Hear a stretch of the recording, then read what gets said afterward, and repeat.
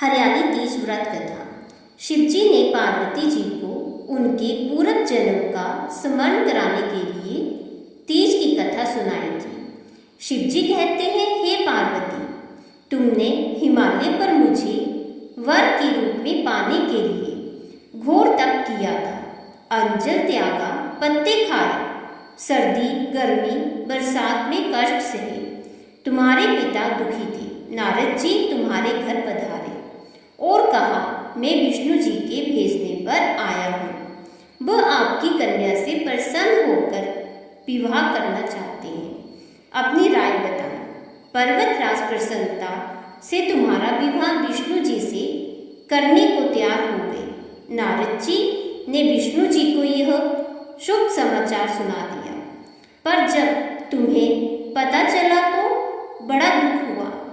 तुम मुझे मन से अपना पति मान चुकी थी। तुमने अपने मन की बात सहेली को बताई। सहेली ने तुम्हें एक ऐसे घने वन में छुपा दिया जहां तुम्हारे पिताजी नहीं पहुंच सकते थे। वहां तुम तप करने लगी। तुम्हारे लुप्त होने से पिता चिंतित होकर सोचने लगे, यदि इस बीच विष्णु जी बारात लेकर आ गए तो क्या होगा।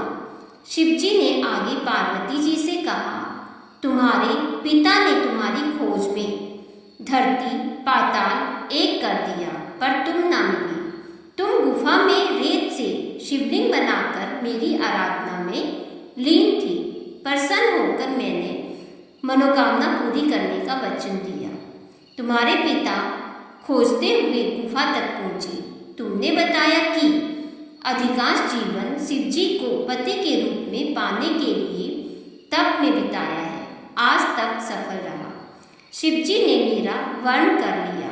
मैं आपके साथ एक ही शर्त पर घर चलूंगी, यदि आप मेरा विवाह शिवजी से करने को राजी हो।